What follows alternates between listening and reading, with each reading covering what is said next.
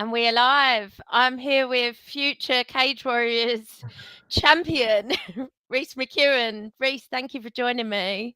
No, thanks for having me, and that's a very good introduction. It's what an exciting card, what an exciting show. I think there's 3 title fights on the card at the moment. Do you know, are you headlining? Are you co-main? Do you know yet? I don't know. I'm not sure. I'm sure we'll find out like fight week. But I'm definitely at the top of the bill. So, yeah, it's a fantastic card, and I'm very happy to be a part of it. And just a few fights into your Cage Warriors journey and you're fighting for the title. How does that feel? It just feels right. I said when I first signed with the promotion, I said I'm coming for the belt. So, and after my third fight, I said whether it's the next fight or the fight after, I don't really care. I'm coming for it.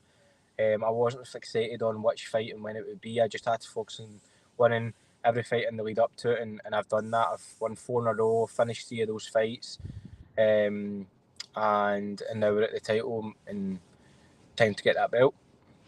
Yeah, that's the way to do it. Fans love finishes and make yourself undeniable, right? Yeah, of course. And as I said, like I've in those 4 fights, I've been the favourite. I've been the underdog. I've fought in London, Wales, Manchester twice. I've had setbacks. I've had withdrawals. I've had people pull out of me. I feel like I've done it all, and now this is kind of like the cherry on the cake, where at Newcastle, quite close to home, and yeah, I just honestly, I just can't wait. It's just everything leading up to this point has just been absolutely perfect, and the story's been amazing, the journey's been amazing, and this is just another chapter in my life that I'm looking forward to. Yeah, getting closer and closer to home. Obviously, we heard that Cage Warriors are coming to Scotland next year, which Yeah, is super exciting. Like, obviously, a few of you guys on the roster, and it's been a long time since it's been there. You must be looking forward to defending in Scotland. yeah, absolutely. That would be amazing, to have your first title defence in Scotland. So, I assume it's at the first quarter of the year, which would fit in perfect to start the year. End of the year as a champion, start the following year as with a title defence. But yeah, that's a huge take me out the equation. That's a huge step in the right direction for Scottish MMA. Yeah. First time in a decade they're coming back. Europe's premier MMA promotion coming back to Scotland. So the MMA community in Scotland will be booming for that card.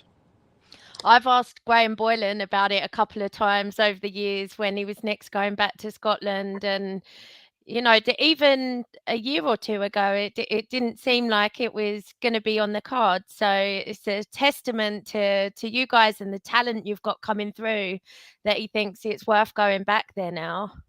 Yeah, of course. Even when I first started, I said to a few of them when I was down, I said, I'd love for you to come back to Scotland. And I remember the conversations at the time was it's hard logistically. Yeah. Um, and I said, I'm going to keep pushing for it. I'm going to keep pushing. And every fight, I'm like, imagine, like, for instance, this Newcastle card, imagine this was in Scotland. There's, I'm no exaggeration here, there's hundreds of people going down from Scotland, not just to support me, but to support the other Scottish fighters. So they've Got obviously seen the yeah. impact in that, and like you said, there's a lot of talent on the roster from Scotland, and I'm sure there's other growing talent that they can scout. Well, and that's the exciting thing as well, isn't it? The fact that they could sign other fighters to be on that show. There must be people in your gym that you think are ready for the step up to Cage Warriors? Yeah, the thing with like the cage warriors being in Scotland is they might have amateur fights as well. Yeah. I know they've done that in Eberville and Wales last year. They had an amateur card, which again it's even more exposure, and you get somebody like I seen a fighter like from Chris Bungar's gym. Michael Blair just got announced in the Scotland card. So whether it's like a multi-fight deal or a one-fight deal, if you've got that date in your mind, you're going to prepare and you're going to up your game in the gym, and hopefully you might get like a late notice replacement. It might not be perfect, in terms of the preparation, but that might be your chance. So, Yeah. as I said, like there's going to be a lot of up and coming amateurs and professionals in Scotland that will have their eyes set on that card, and it won't be the first card, it won't be the last card either. So, Cage Warriors coming back to Scotland is huge. Yeah, a huge part of fighting is staying ready to make the most of those opportunities when they come. Yeah, this sport grows so fast, and you have to just constantly focus on yourself, evolving, and be ready to take big fights in short notice. That's why you've always got to be ready. Keep on top of your weight, and even if you're an amateur, I know it's a hard task, but you've got to train like a professional. It's got to be a lifestyle, and with that mindset, you'll go far. Stoom's saying that Newcastle is pretty much Scotland anyway. Geographically, I mean, I think it's probably from Greenock to get to somewhere like St Andrews or like even like Inverness and stuff. It takes me longer than it will to go to Newcastle. Yeah. And obviously you mentioned the other Scottish guys. You've got Bongards on the card against Perry Goodwin. That's going to be a cracking fight. Yep, And Aidan Stephen as well. I can't wait to see him back. Such an exciting yep, fighter. yep. He's good. He's obviously coming back down to Bantamweight, which is good. And then you have Michael Blair taking on a fight. So Scotland threw out the fight card, and hopefully we come away with 4 wins out of 4. Amazing. And what do you think of your opponent? Liam Gittins has been around, God, it feels like forever. I think his first amateur fight was back in 2015. He's got a bit more pro experience than you. What Yep. do you think of him as a matchup for you? Yeah, he's a great fighter. A very good fighter. Comes from a good gym. He's experienced. He's established. As you said, an amateur career. He fought. I'm pretty sure he fought Mokaev as an amateur. So he's been there with some of the best people that he can in the UK. His pro record, he's fought everybody. He's got big names in his professional career. He's very active, and he's been in Cage Warriors for a long time. So it's a great fight. Guy more experienced than me. A guy that everyone knows. He's always in an exciting fight, and he's a guy that you want to win a world title over. And I can't speak to someone who's fighting for the title without talking about the UFC. Obviously, it's something nobody wants to say that they're, thinking of. Especially, you don't want to overlook what you've got coming up. But No. how far off is that for you? You're 7-1. How many fights would you like to have before you aim for there? Um, You're not looking by anything. If you win the Cage Warriors World title, it's your golden ticket to the UFC. So I'm firmly focused on winning this title, and everything else will fall into place after that. Whether it's a title defence in Scotland or a UFC call up. And as you said about being ready, like see these up and coming amateurs and professional fighters being ready for Cage Warriors, it's the exact same in the next step, being ready for the UFC.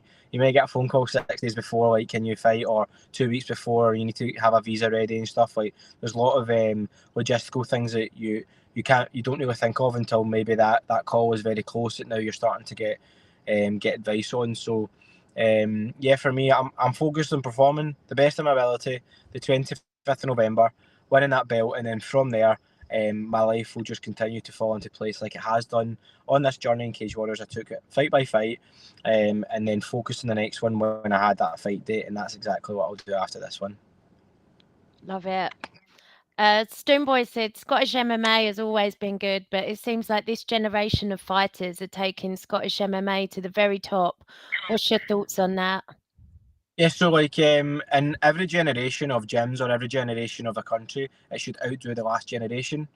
Like there was a point where like the Dinky Ninjas in Scotland were one of the best teams in Europe, but they couldn't quite make it into the UFC just because of timing and Mhm. weight divisions and stuff. And then a few years later, you had 4 or 5 fighters from Scotland in the UFC. So that generation beat the previous generation, and Mm. then now that will happen at an even earlier phase now with, like, let's say the third generation now.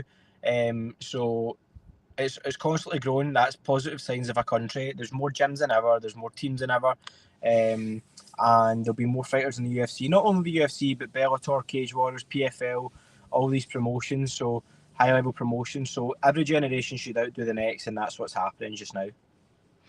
And that was Stoneboy's comment. Stoneboy actually weighed in for his MMA debut fight Tomorrow. today. So Yeah. congratulations on weighing in like a boss, Stoneboy. What's your advice for him, his first MMA Yeah, I've been debut? following his journey on his Facebook. It's absolutely magnificent.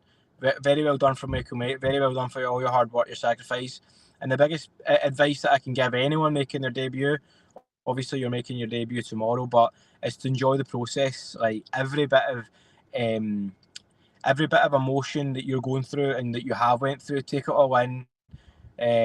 Because there's a lot of there's been a time in your life where you thought, I can't wait to do this, to have an MMA fight. I would love to have an MMA fight, and now that you're doing it, take that all in, because it's an amazing moment, and enjoy it and go out, do your best to get that victory.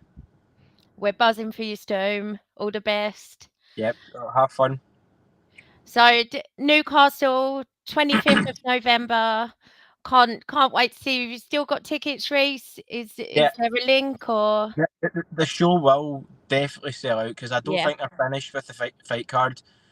If you want any tickets, go onto my Instagram. You'll find the ticket link through my bio. You're not allowed to buy any tickets through any other link. But yeah, so there are some tickets available. We've got a massive crowd going. Let's just keep continuing this Scottish Army taking over Newcastle. I'm absolutely buzzing for you, Reece. I can't wait to watch it, and Will you I be can't there? wait to speak to you Will you be afterwards. there?